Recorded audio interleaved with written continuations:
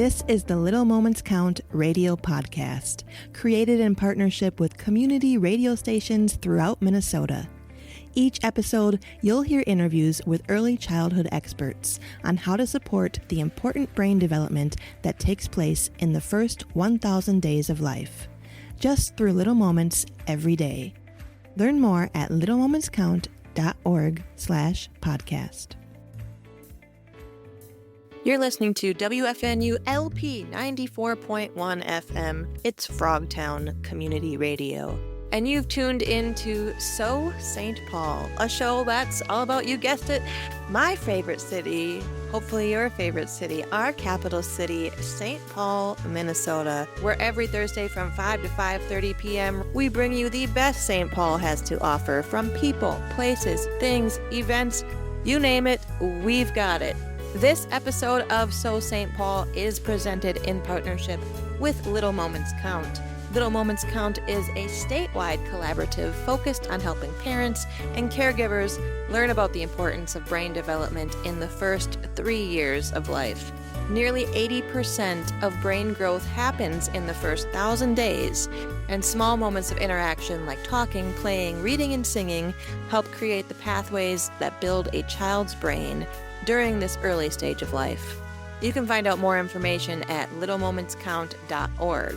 So St. Paul is excited to be partnering with Little Moments Count to host conversations focused on early childhood development. Once a month, we bring guests together to talk about their involvement in Little Moments Count and how they view the role of early childhood development in creating bright futures and strong communities. And I'm very excited because today we have back again the fantastic, the talented, the brilliant, Rondo's own Dr. Artika Tyner.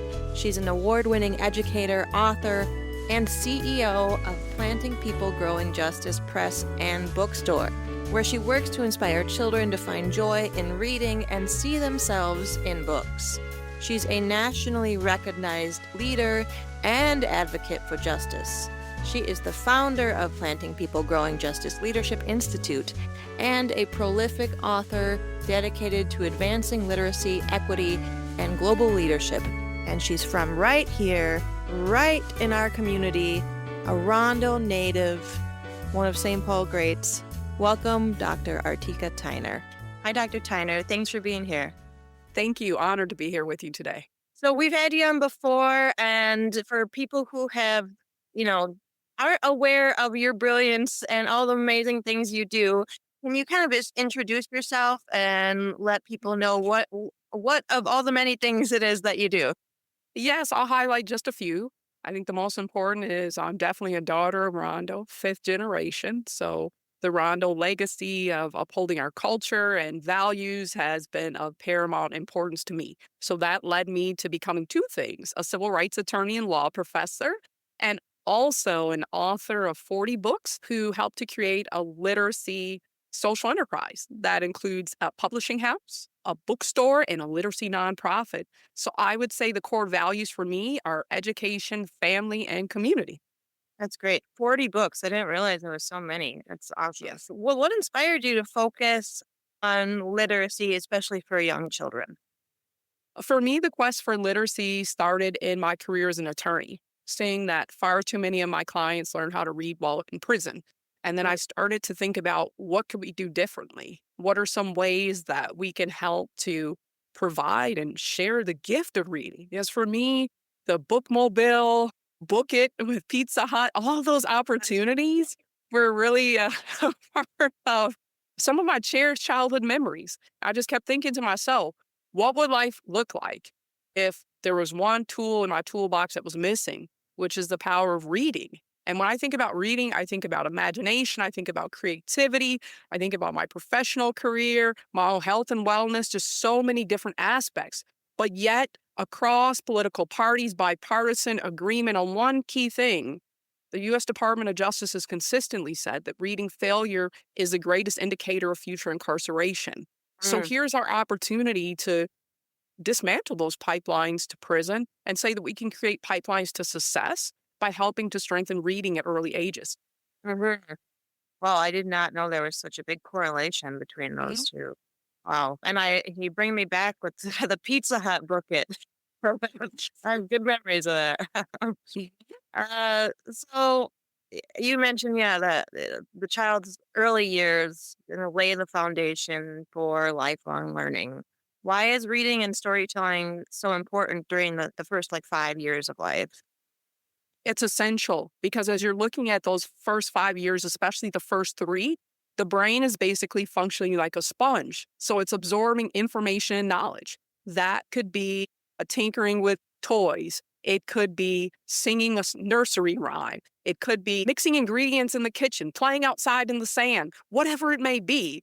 All those experiences help to shape, and I'm not the neurologist, and my background's not in brain science, but clearly from all the reports and all the research available, it shows through the brain science and the study of brains that those are the formative years where that's an opportunity to really lay a solid foundation for building vocabulary, for building critical thinking skills, for building those auditory, analytical skills, all those pieces. 0 to 3 are the most critical years. So why not maximize those opportunities? Great. And summertime right now, when we're recording this, and I know a lot of parents are all, the kids are out of school and they may be home with their kids, or maybe they're working and the kids are home and they're trying to juggle all the things. The term summer slide, can you Yes. explain what that is and maybe like how can this time take away from like the impact of a child's learning and development, or how can like parents help their children learn more during the summer? We oftentimes hear summer slide and we talk about things in the negative, that there are instances and research has shown where young people lose many of the gains that they had throughout the academic year because we know that learning is continuation. I always believe in taking more of the positive side, the assets based approach. And in this context, summer is a rich opportunity of learning. It doesn't have to look like the traditional classroom. Your home is the classroom. The library is the classroom. Your faith communities are the classroom. Wherever you are, learning can happen. But here's the real challenge. We have to be intentional on ensuring that learning is happening. And how do we do that? We can help to set forth even a summer curriculum. I know that sounds a little academic, but what are some of the things that you'd like to achieve with your children this summer? I know I was just out last night at the Peace Sanctuary Garden. We did a study of Juneteenth, of history and culture, but we did much more than that. We taught basic gardening, we taught literacy, phonic awareness. All of these different things happen in just 1 hour in the community garden. There was mathematics, there was building new vocabulary for all ages. So, Mhm. what I love about summer, it's not the traditional classroom. Literally, our community and our homes become the classroom. So I would say, yes, a lot of focus is on the negative, summer reading loss, the summer slide. But really, I believe this can be the summer fun, the summer gains related to learning, as long as we are all being committed to the learning journey. So I would like to focus on the positive. That's great. I love the community classroom, the home Yeah. classroom, reframing what learning and the environment is, and you can learn anywhere. Yes. Um, a lot of people think preparing kids for reading starts when they enter kindergarten, but does literacy development actually begin earlier? And what can families with babies or toddlers do? Yes. So the literacy development begins in the womb. The powerful opportunities where we can read together and learn together, talk together, sing together, play together with our young people, all the way starting in the womb. Why am I saying that? Because those are all opportunities that we can help support brain development, social connections between family and the child. All those pieces are always happening. But a part of the misconception is if once again we think the only classroom is within a schoolhouse, Mm. and in the academic setting, we're missing out on the richness of community and learning. And I'm a direct beneficiary of it. Many people ask, okay, where was your passion for learning and reading? It started in my mom's kitchen. Mathematics started with helping her count beans or count macaroni noodles. What worked for spelling bees and why was I successful at those types of endeavors? As mom drove around the community, driving around Rondo, she had us spell out the streets, for instance. How did I learn colors early? Because mom would say, "What color car just passed?" And we would go through those exercises. And why am I giving these examples? I wasn't in the classroom when those things were happening. I was directly in the community experiencing the richness of community learning. That's wonderful. Your work with Planting People, Growing Justice Press and Bookstore that focuses on children seeing themselves represented in books. How does having diverse books impact a child's confidence, identity, and love of reading? I first want to start with is I had a gentleman trying to interrogate me at a conference not too long ago, asking me, are my books only for children of color or for specific children, only for Black children? The answer is no and no. Truly, our books are doing what Dr. Rudine Sims Bishop talked about, creating mirrors and windows. First, mirrors, those positive representation of yourself in the pages of books. I can say from my own personal experience, I didn't have that growing up. Maybe, in Babysitter's Club, I think they threw in Jessica down the line, Sweet Valley High, they threw in a Black character. But the reality of it is, there wasn't one book that I can think of that I grew up with that had a Black character. There is something to be said about representation in the books where I'm seeing the heroes and sheroes that are supposed to inspire me. Wouldn't it have been wonderful if I saw a little girl with even glasses? Would it have been wonderful to see a little girl who's the leader, the problem solver? I guess the closest that I got was Nancy Drew. So I still have my Nancy Drew series. But I say all this to say, truly, the motivation of those mirrors is to have the inspiration that I can be great too. I always, when I talk to young people, I lean into the words of the first female head of state in the continent of Africa, Liberia in particular, President Ellen Johnson Sirleaf. And one of the things that she said is if your dreams aren't big enough to scare you, they're not big enough. So, what Yeah. can representation do? Help you dream big. But that's not enough. That's just mirrors. Number two, windows. That means that we can help build cultural bridges, that books are a powerful window into the lives of others. So this is not just about one particular child. This is not just about one particular book. It's about the diversity and the richness of our society and being able to reflect that through the power of books. That's great. One more question. I know we got to cut it short today. Oh. I want to hear about Planting People, Growing Justice, being a part of the NEA Big Read. Can you explain to our listeners what that's about and how families can get involved in reading together? Yes, our NEA Big Read opportunity was remarkable. So, over the past year, we've been supporting children and families and community more broadly related to a common read. This year, it was Their Eyes Are Watching God from Zora Neale Hurston.